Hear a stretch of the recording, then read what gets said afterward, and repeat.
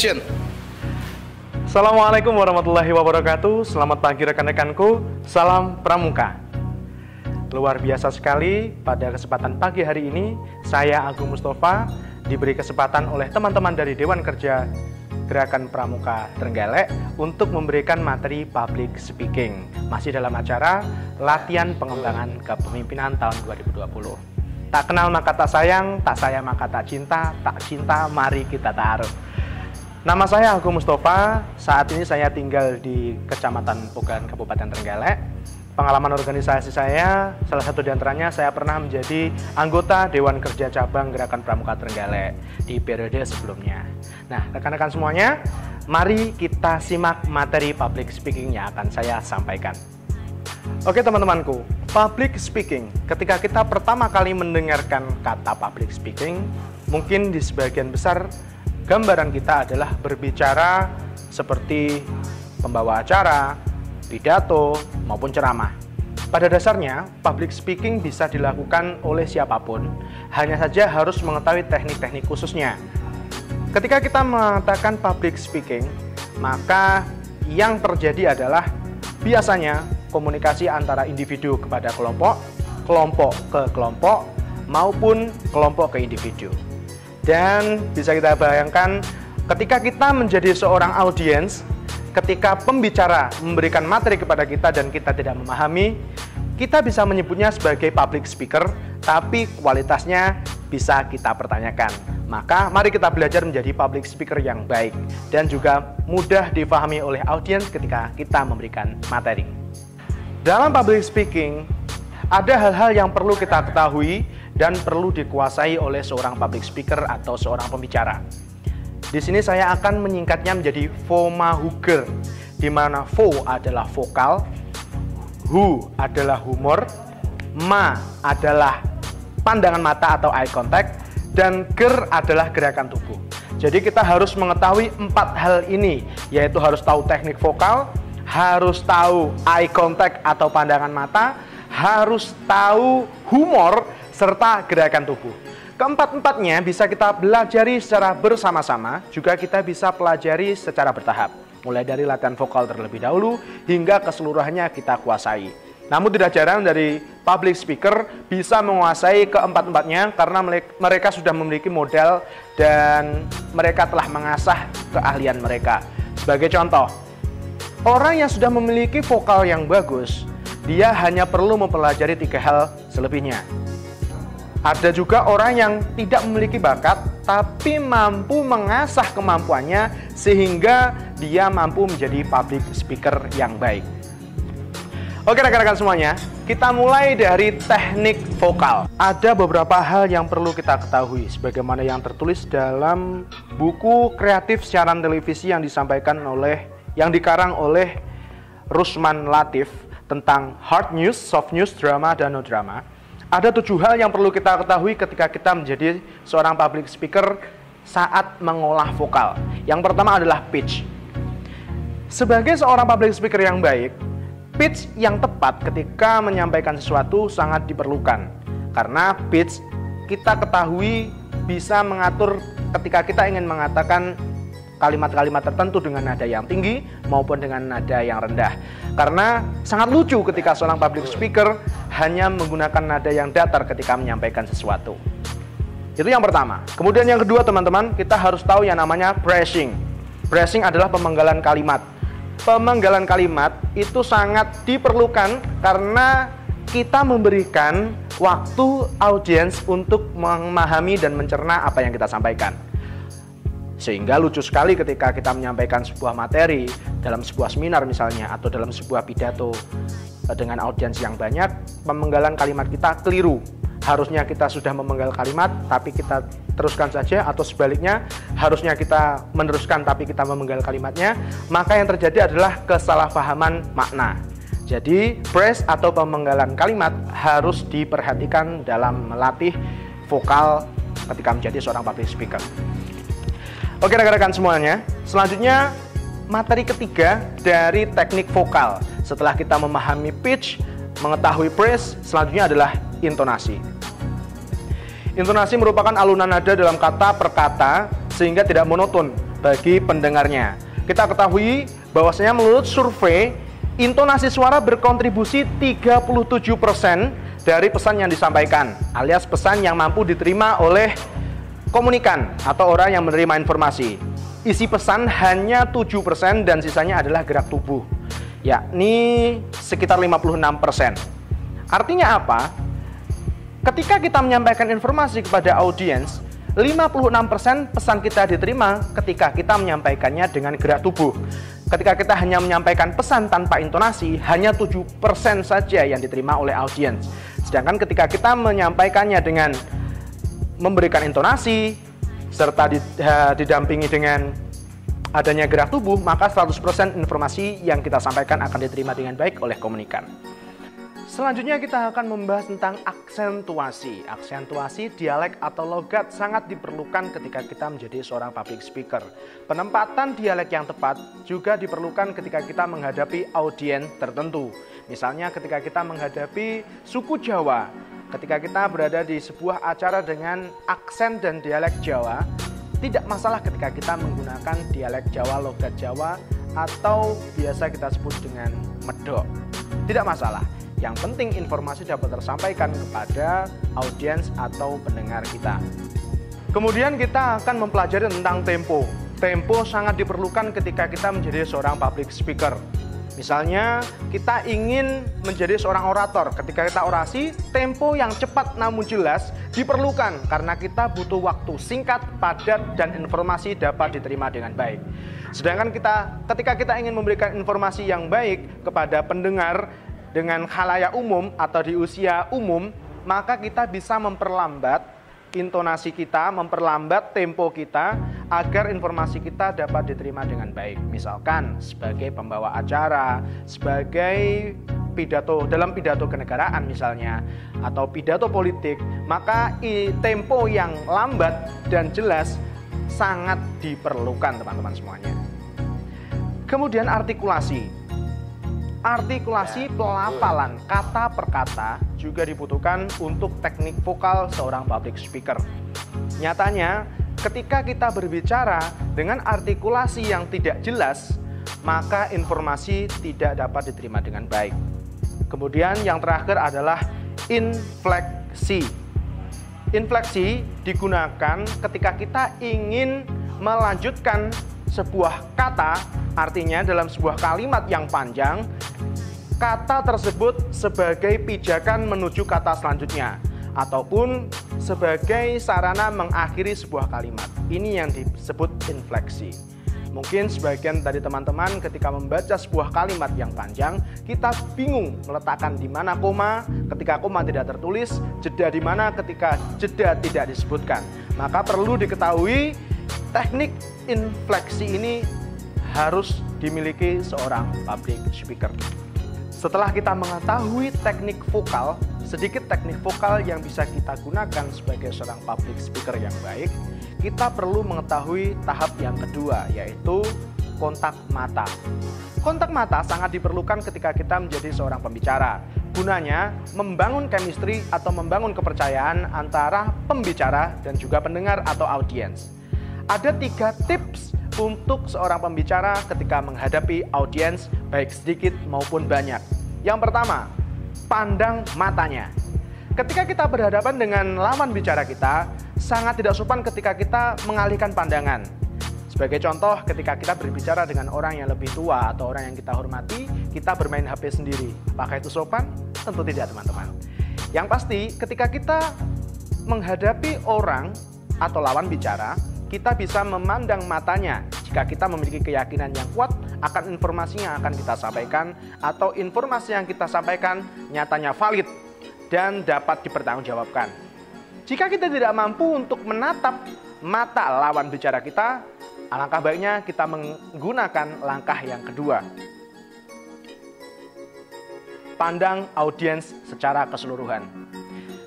Jika teman-teman ragu atau ketika kita tidak mampu untuk menatap mata lawan bicara kita, artinya kita bisa memiliki opsi untuk melihat audiens secara umum, melihat audiens secara keseluruhan.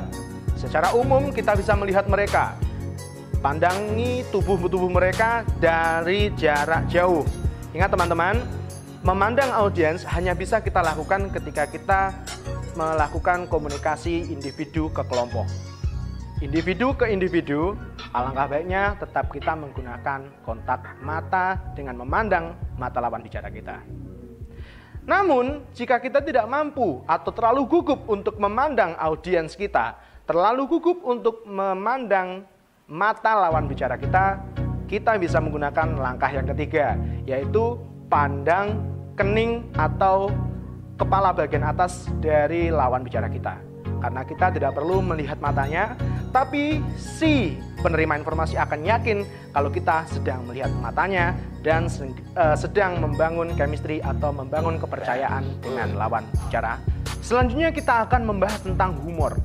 Humor menjadi bagian penting bagi seorang public speaker, karena ketika kita sebagai seorang public speaker menyampaikan informasi dengan terlalu serius, monoton, yang terjadi adalah audiens kita merasa bosan dan informasi yang kita sampaikan tidak diterima atau diserap dengan baik oleh audiens. Namun perlu digarisbawahi bahwasanya humor hanya bisa digunakan sebagai bumbu dalam sebuah acara.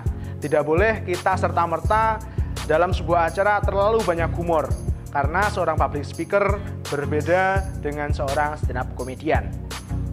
Hal yang perlu diperhatikan, yang pertama adalah humor hanya sebagai bumbu pelengkap bagi seorang public speaker. Yang kedua, silahkan menggunakan humor secara natural, jangan mencoba menjadi komika atau stand up comedian. Dan yang ketiga, gunakan jeda pemberhentian, sekedar memberikan kesempatan kepada audiens untuk tertawa.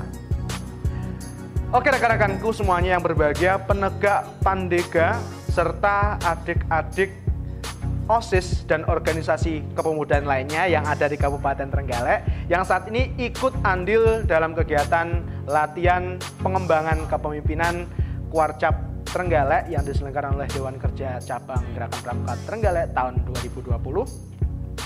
Teknik humor itu ada 3. Yang pertama exaggeration, yang kedua ada parodi, yang ketiga adalah teknik belokan mendadak. Mari kita bahas satu persatu teman-teman. Exaggeration melebihkan sesuatu secara tidak proporsional. Artinya melebih-lebihkan sesuatu bisa kita gunakan untuk menyindir, bisa gunakan untuk memberikan semacam stimulan bagi audiens atau kritikan sosial.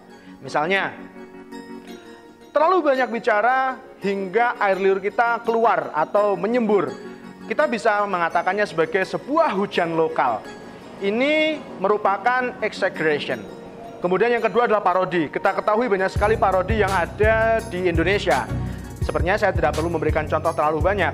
Parodi adalah memperagakan sesuatu atau karya seseorang dengan menyisipkan humor di dalamnya. Bisa berupa lagu, bisa berupa puisi, bahkan bisa berupa cerita ataupun tokoh-tokoh yang terkenal, cukup terkenal di dunia, bisa kita buat sebagai bahan parodi, tapi dengan tanda kutip, tidak menyinggung si pemilik karya.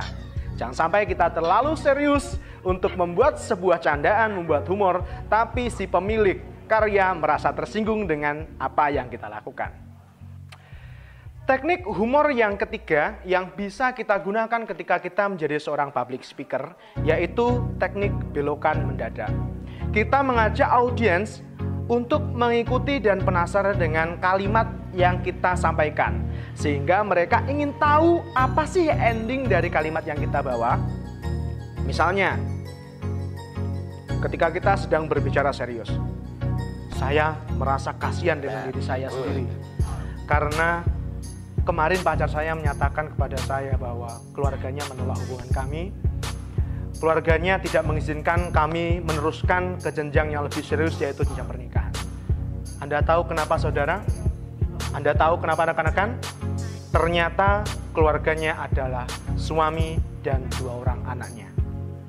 Hal seperti ini sering kita lakukan, boleh kita lakukan sebagai seorang public speaker, sebagai bumbu-bumbu dari materi-materi yang kita sampaikan. Tapi ingat sekali lagi, materi harus berupa materi yang serius dan tidak mengandung unsur kesedihan. Oke? Kita lanjutkan saja teman-teman.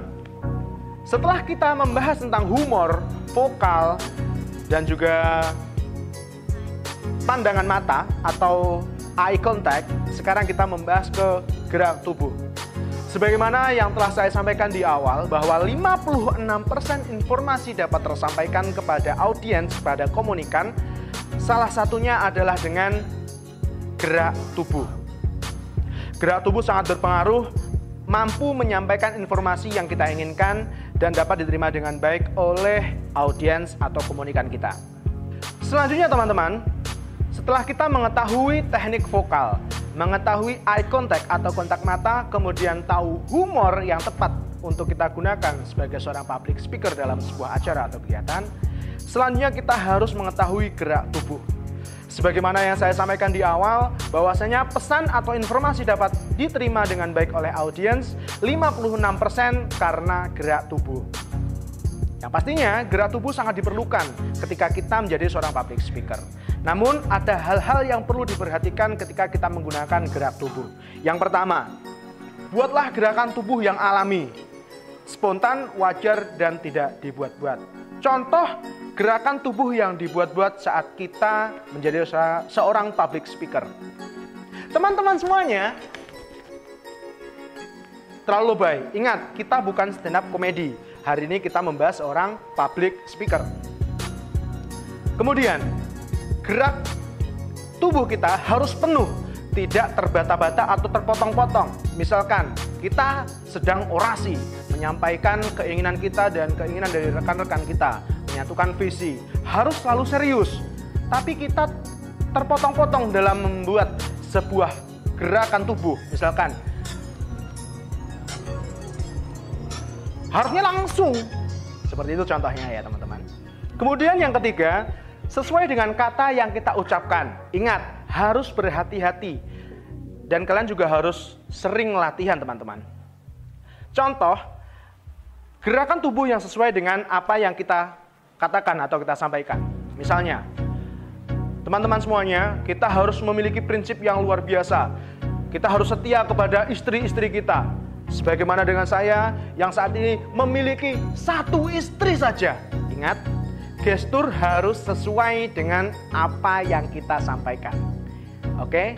Jangan sampai salah. Seperti penyampaian saya sampaikan tadi. Itu hanya contoh untuk yang salah.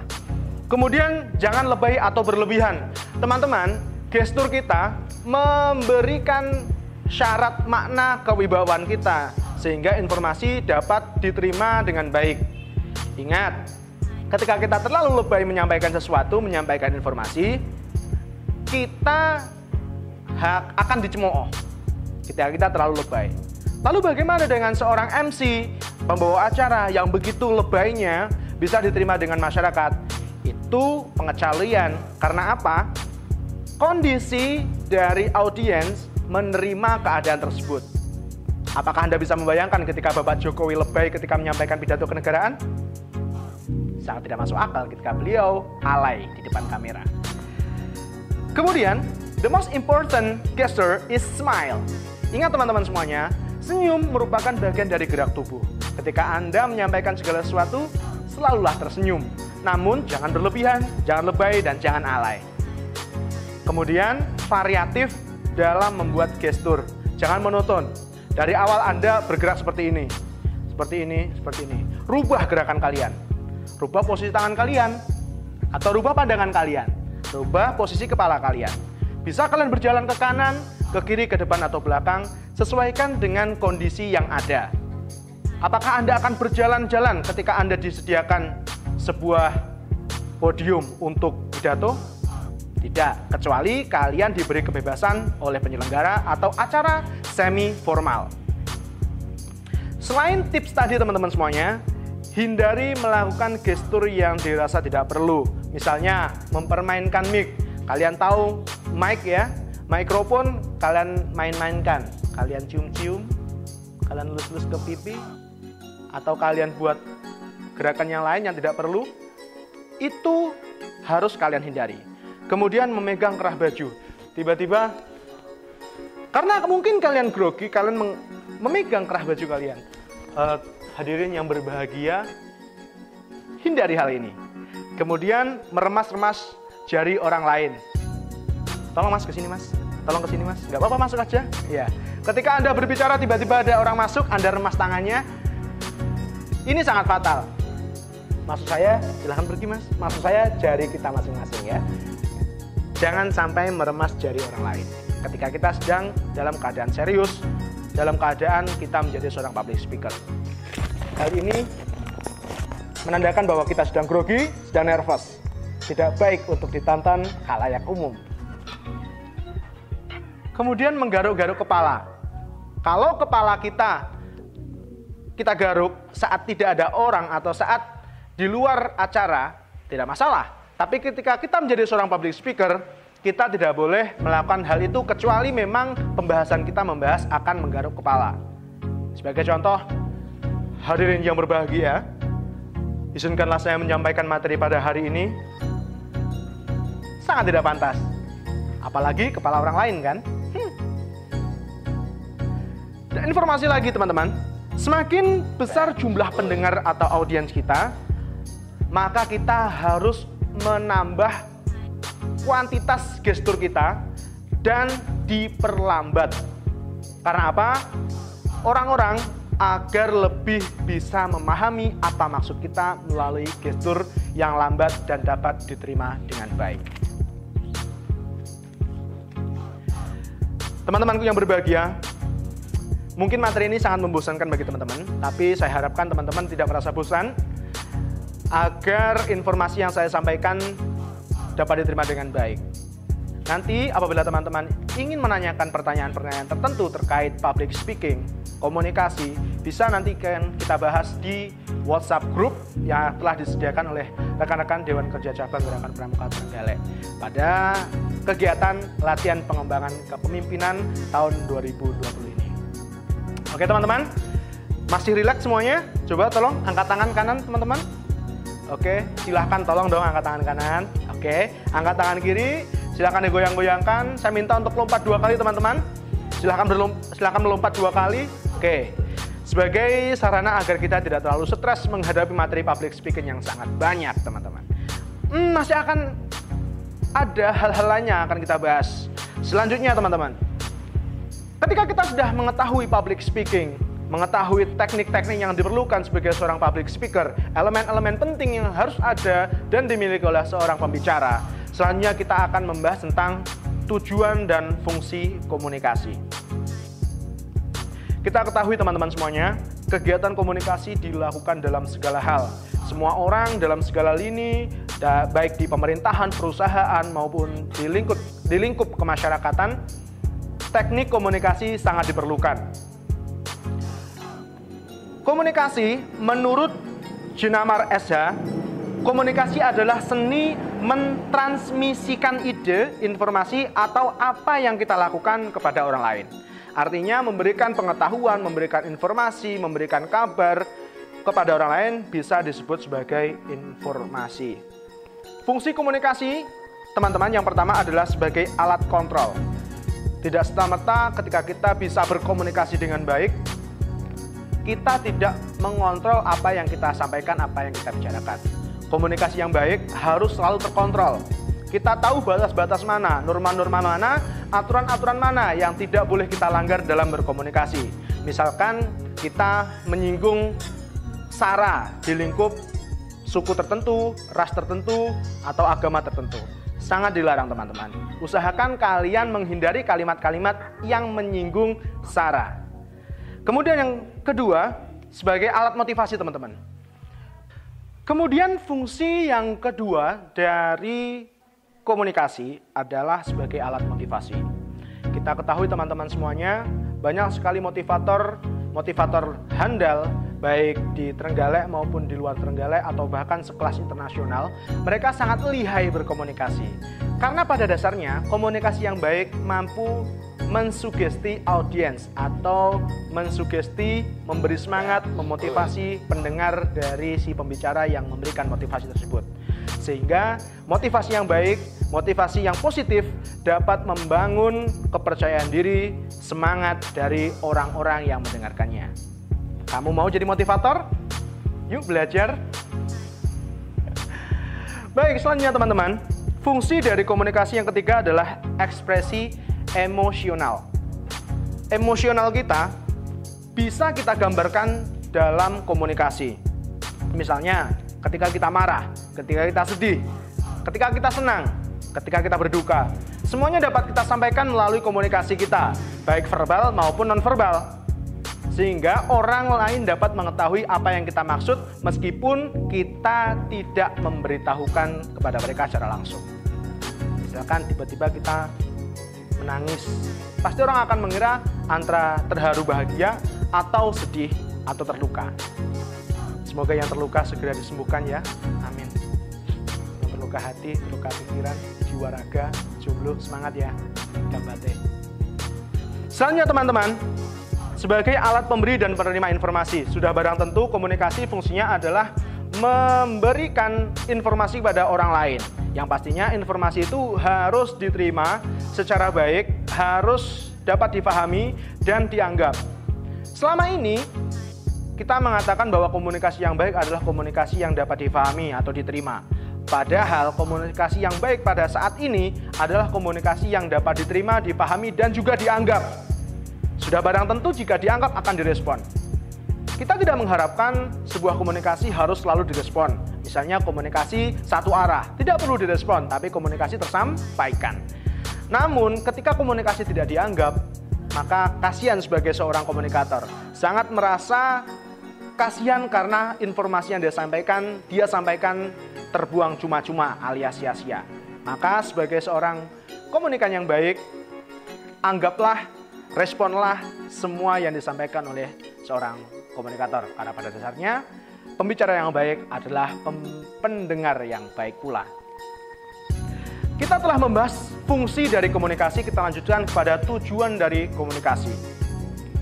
Ada 4 tujuan komunikasi yang saya berikan pada hari ini, saya rangkum pada hari ini. Yang pertama adalah memastikan informasi dipahami dan dianggap. Ingat, tidak hanya dipahami tapi juga dianggap. Banyak orang paham saat ini, tapi banyak orang yang tidak menganggapnya. Sebagai contoh, informasi COVID-19. Semua orang tahu COVID-19 itu berbahaya. Semua tahu bagaimana penyebaran COVID-19. Apakah orang paham? Paham. Apakah dianggap? Tidak.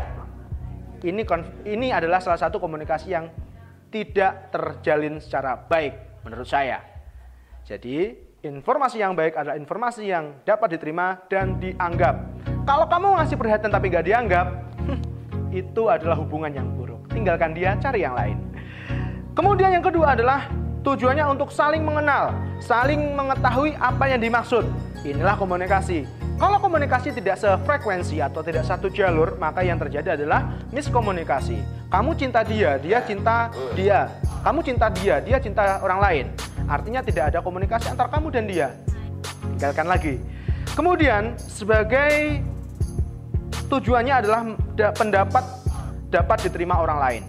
Nah, ketika kamu sudah pandai berkomunikasi dengan baik, salah satu keinginan kita adalah pendapat kita dapat diterima orang lain. Tapi ingat, semua pendapat harus selalu berdasar. Jangan hanya kira-kira atau kemungkinan. Jika memang kamu memiliki keinginan untuk beropini, beropinilah yang baik, yang sopan, yang santun. Jangan dipengaruhi oleh emosi ataupun dendam pribadi. Kemudian sebagai sarana, tujuan kita adalah untuk menggerakkan orang lain. Sebenarnya yang saya sampaikan di awal bahwasanya komunikasi bisa memotivasi orang. Dan ini hal yang perlu kita ketahui sebagai seorang public speaker, sebagai seorang pembicara, bahwasanya menggerakkan orang lain untuk mengikuti apa yang kita mau adalah satu hal keahlian yang luar biasa yang harus dimiliki oleh seorang public speaker. Karena apa? Tujuan kita tercapai untuk mengajak orang-orang mengikuti apa yang kita inginkan. Berbicara tentang fungsi dan tujuan dari komunikasi, teman-teman, tampaknya kita perlu tahu syarat komunikasi. Komunikasi dapat terlaksana dengan baik ketika ada apa? Yang pertama, ada sumber. Sumber informasi yang akan kita sampaikan. Entah itu gosip atau fakta, ada sumber yang kita miliki. entah dari A, entah dari B, entah tertulis maupun tersirat, kita memiliki sumber yang bisa kita sampaikan kepada orang yang menjadi seorang komunikan. Kemudian ada komunikator atau si penyampai informasi, pemberi informasi. Kemudian yang ketiga, ada seorang komunikan. Lucu ketika ada komunikator tapi tidak ada orang yang merespon. Kasihan, cinta tak terbalas ya. Komunikan sebagai komunikan yang baik tentunya harus mampu menerima informasi dengan baik. Entah itu informasi disampaikan secara verbal maupun non-verbal. Kemudian ada pesan, ada inti dari apa yang kalian sampaikan. Jangan sampai kalian hanya memberikan informasi omong kosong yang tidak memiliki makna di dalamnya. Kemudian harus ada media. Media bisa kalian gunakan untuk berkomunikasi di zaman modern ini. Banyak media sosial. Namun sayang, ketika kita diberi berkat, diberi suatu kelebihan untuk banyak bicara, nyatanya netizen Indonesia lebih barbar dari apa yang kita duga. Mari kita rubah mindset kita, banyak bicara, banyak mengkritik, kita rubah dengan banyak bicara, banyak bekerja, banyak menghasilkan karya. Kemudian setiap dari komunikasi harus ada hasil. Apa keinginan kita atau apa yang kita inginkan dari komunikasi tersebut, hal apa yang ingin kita capai, harus selalu ada. Jangan sampai kita hanya berbicara, tapi kita tidak tahu apa tujuan kita. Anda mendekati seorang gadis, Anda mendekati seorang cowok, tapi Anda tidak tahu maksud Anda mendekati itu apa. Pastikan kamu mengetahui apa tujuanmu berkomunikasi. Teman-temanku yang berbahagia, yang saat ini masih di rumah aja, yang sebentar lagi sudah memasuki fase-fase pendidikan umum di new normal ini, jenis komunikasi juga beragam teman-teman. Secara umum komunikasi terbagi menjadi dua, yaitu komunikasi lisan atau yang dilakukan secara langsung tanpa ada perantara apapun, dari face to face, dari pertemuan ke pertemuan, dari orang ke orang tanpa ada pembatas apapun. Kemudian komunikasi tertulis yang merupakan komunikasi yang tidak langsung, bisa kita lihat seperti contoh pesan singkat ya.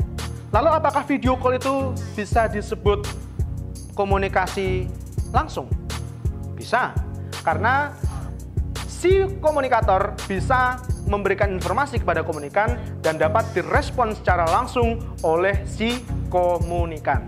Tidak ada jeda terlalu lama, ya meskipun mungkin ada yang nge-lag ya ketika video call, tapi tidak ada jeda terlalu lama sehingga informasi dapat segera dibalas atau direspon oleh si komunikan. Kemudian komunikasi berdasarkan ruang lingkup dibedakan menjadi komunikasi internal, yaitu komunikasi yang terjadi dalam lingkup tertentu, misalkan di organisasi OSIS. Komunikasi atau berita yang disampaikan, informasi yang disampaikan hanya boleh diterima dan boleh dibahas oleh lingkup OSIS tersebut. Ini yang disebut komunikasi internal, artinya tidak keluar dari pembahasan di internalnya mereka masing-masing. Kemudian ada komunikasi yang terjalin secara eksternal, yaitu komunikasi yang terjadi dengan kelompok atau masyarakat umum. Misalnya konferensi pers, itu kita bisa kita sebutkan sebagai komunikasi eksternal. Kemudian rekan-rekan yang berbahagia, komunikasi berdasarkan aliran informasi, ada komunikasi ke atas, ada komunikasi ke bawah, ada ke samping, satu arah dan dua arah. Apakah itu komunikasi ke atas? Komunikasi ke atas adalah komunikasi yang terjadi antara bawahan kepada atasan, antara anggota organisasi kepada ketua organisasinya. Kemudian ke bawah adalah instruksi dari pimpinan ke bawahan, dari ketua organisasi ke anggotanya. Sedang ke samping adalah antar anggota ke anggota di dalam sebuah organisasi. Kemudian ada lagi teman-teman, komunikasi satu arah. Artinya komunikasi tersebut tidak perlu direspon, cukup diterima dan dipahami. Sedangkan komunikasi dua arah, komunikasi yang harus direspon. Artinya bisa direspon oleh si komunikan. Contohnya ketika kita berdialog, ketika kita berbincang, baiknya direspon. Lalu bagaimana ketika kita sebagai komunikan tidak merespon apa yang disampaikan oleh pembicara atau si komunikator? Silahkan Anda merasakan ketika Anda berbicara namun tidak dianggap. Adik-adikku semuanya yang saat ini standby untuk mengikuti materi public speaking. Selanjutnya kita akan membahas tentang metode public speaking.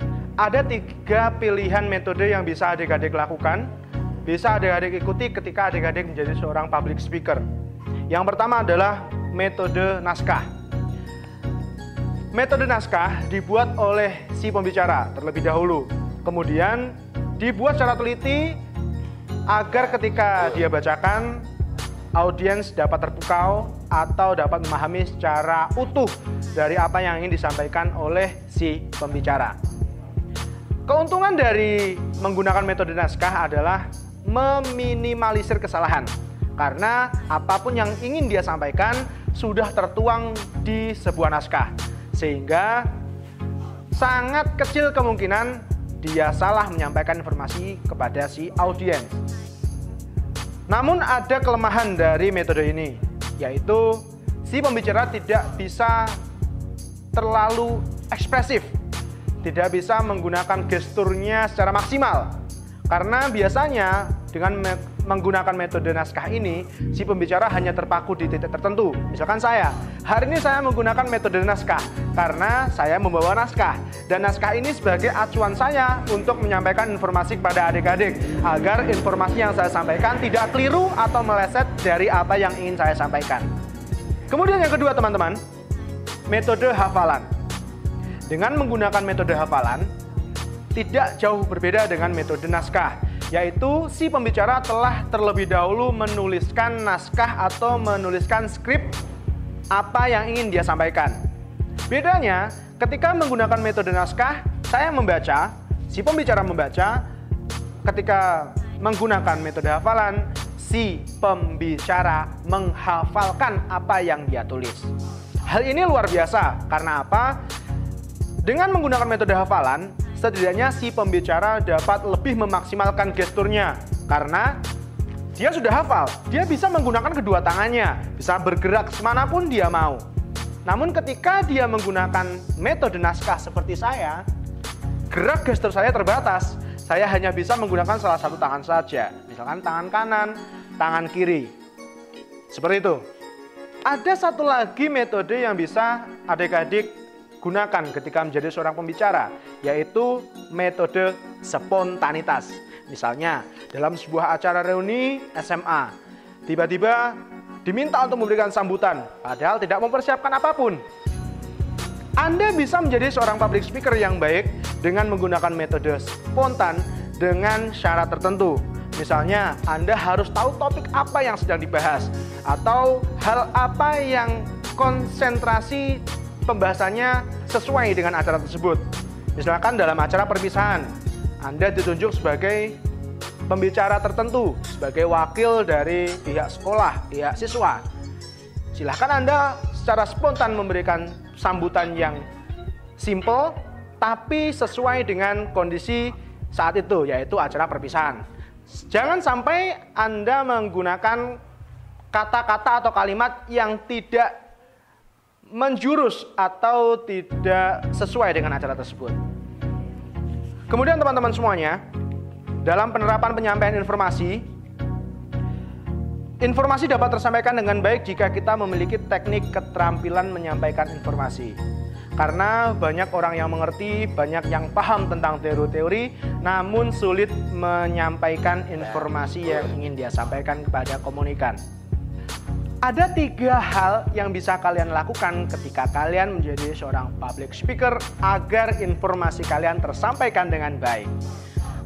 Karena seperti yang saya sampaikan, banyak orang yang mengerti, banyak yang paham tentang komunikasi, teknik-teknik komunikasi, namun dalam penyampaiannya mereka gagal membuat audiens paham. Yang pertama, buat hal rumit menjadi mudah. Kalimat atau kata-kata yang sederhana memungkinkan pesan dari si komunikator dapat tersampaikan dengan baik ke audiens. Jangan buat rumit, apalagi Anda memilih kata-kata yang Anda sendiri tidak memahaminya. Anda sendiri tidak mengerti maksud dari apa yang kalian sampaikan. Justru membuat si komunikan bingung.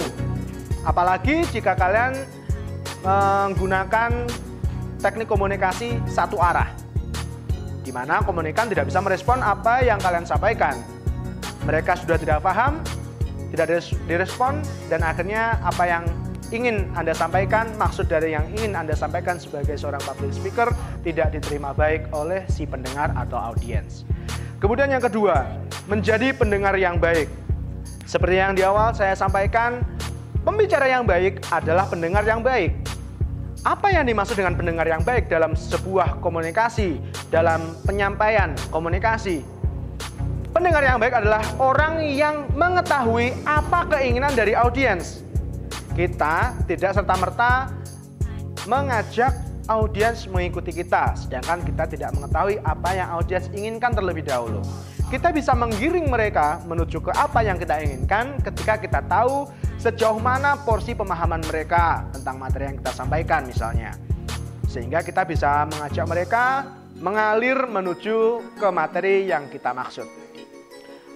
Rekan-rekanku semuanya, kemudian untuk penerapan penyampaian informasi yang ketiga, kita harus membuat informasi yang kita sampaikan terkesan singkat, padat, dan jelas. Jangan membuat informasi yang kita sampaikan terkesan bertele-tele atau terlalu panjang dan tidak padat informasi. Hal ini berimbas kepada audiens yang akan merasa bosan dengan apa yang kita sampaikan. Mungkin materi yang saya sampaikan hari ini membosankan bagi teman-teman, tapi saya mencoba untuk membuatnya ringkas dan padat, sehingga tidak bertele-tele dalam menyampaikan.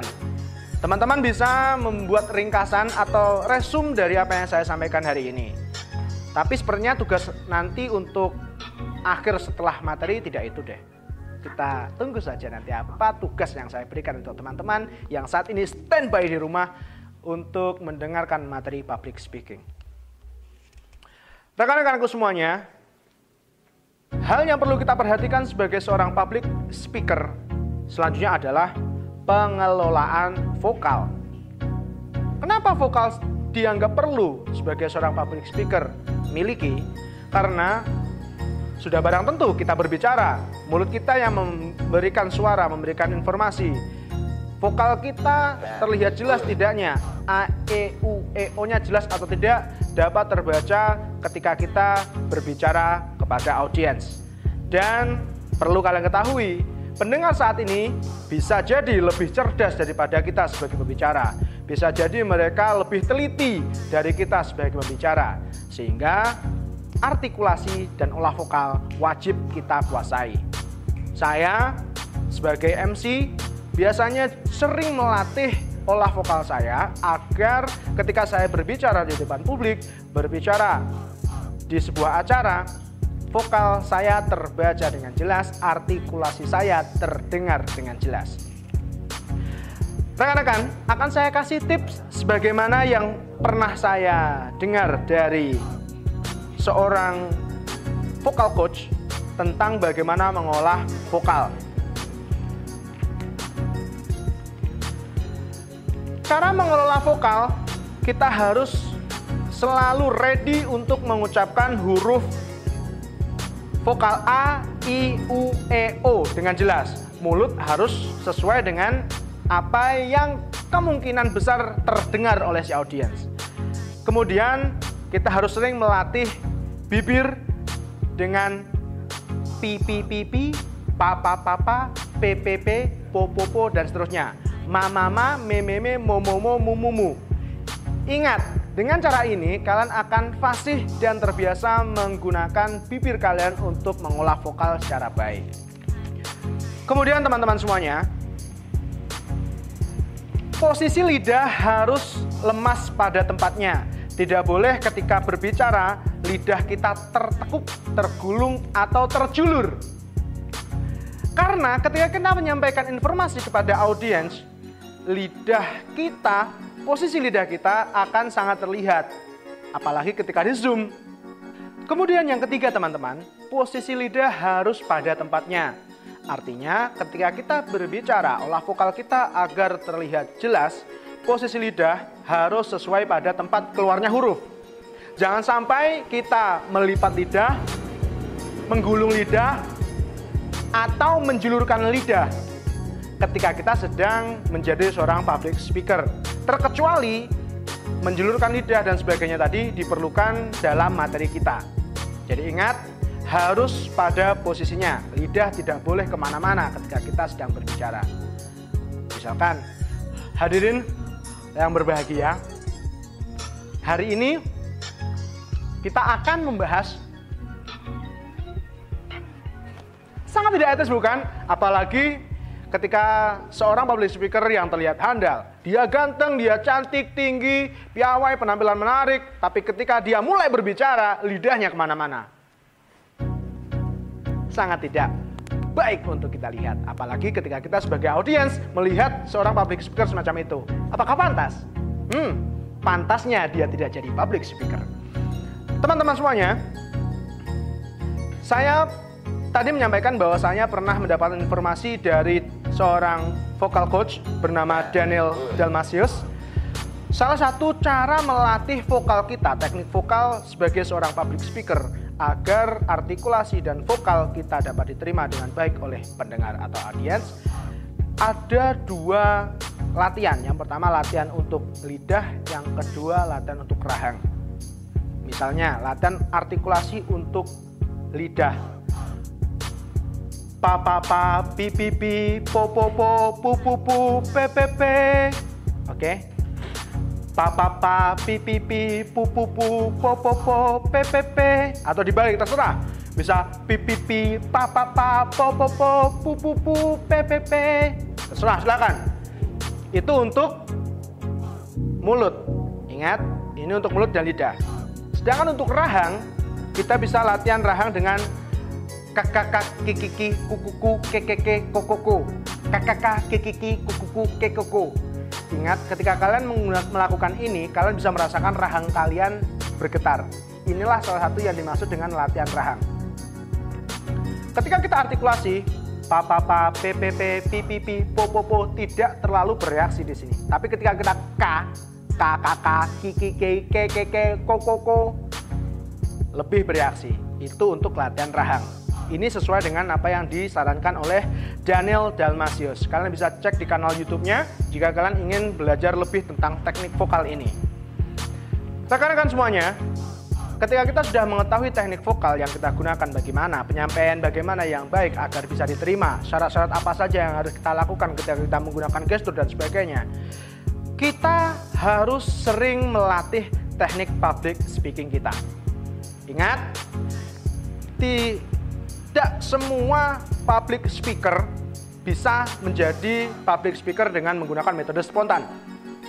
Banyak dari public speaker kondang, mereka tetap menggunakan naskah sebagai acuan dari apa yang mereka sampaikan agar tidak terjadi miskomunikasi di antara komunikator dan komunikan.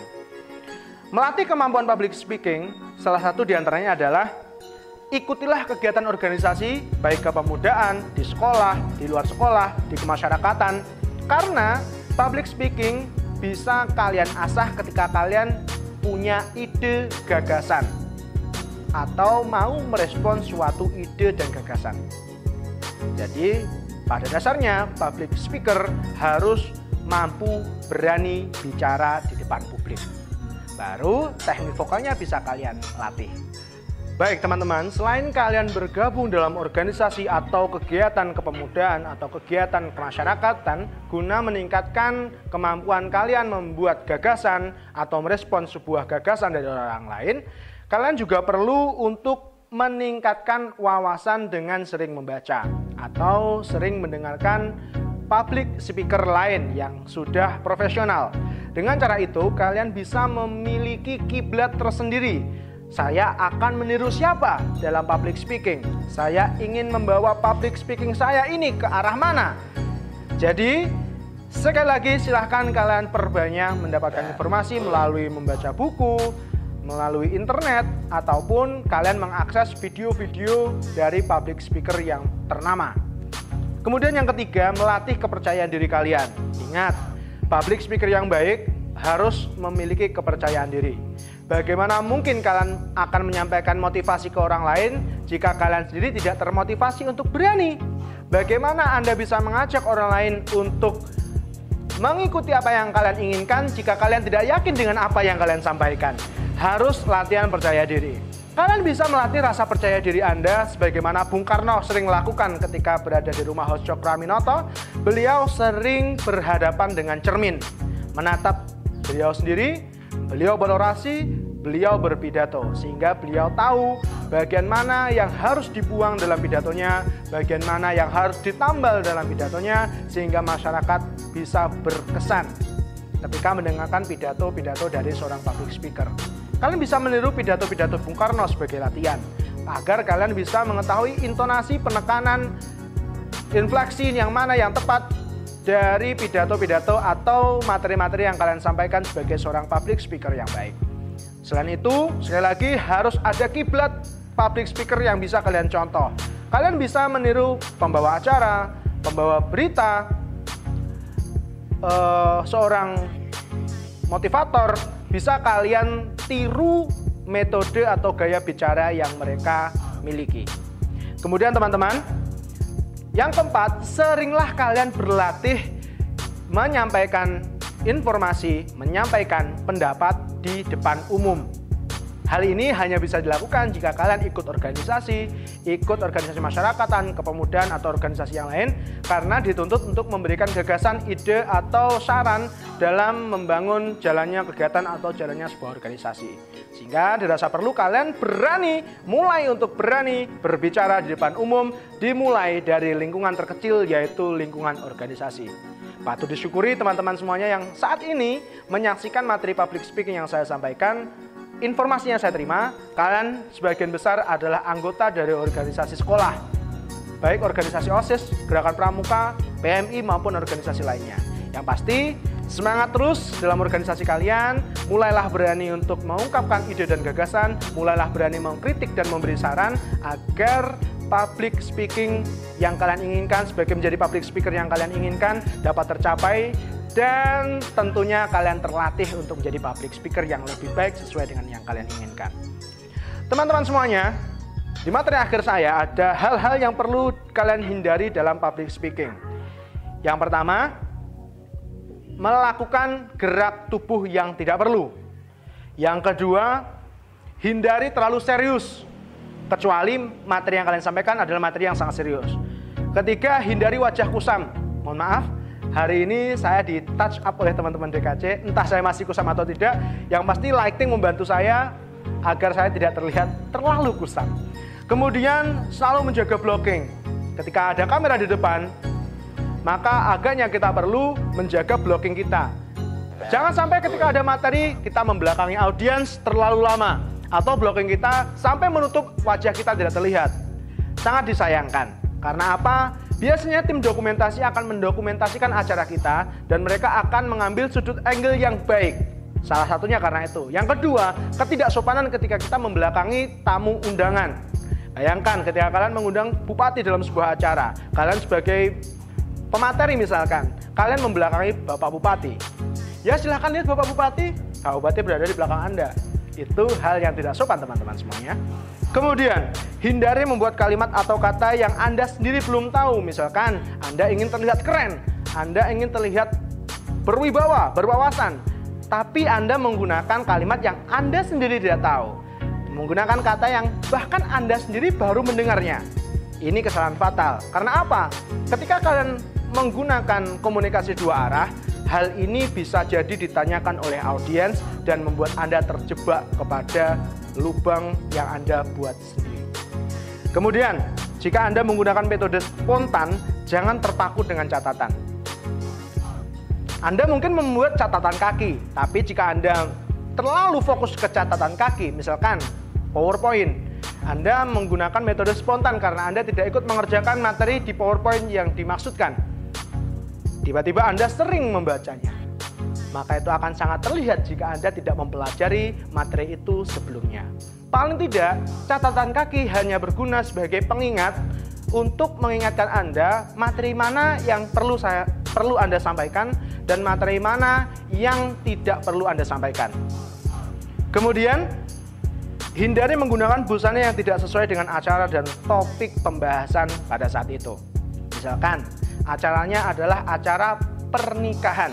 Di wilayah kota, memakai baju hitam biasanya diidentikan dengan kematian. Acara pernikahan Anda sebagai pembicara yang baik, Anda menggunakan kostum serba hitam. Apa yang terjadi?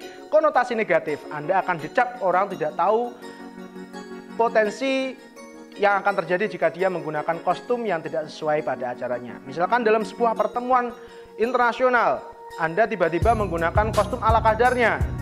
Padahal yang didatangkan orang-orang pemerintahan yang tinggi, misalkan Bapak Gubernur dan sebagainya.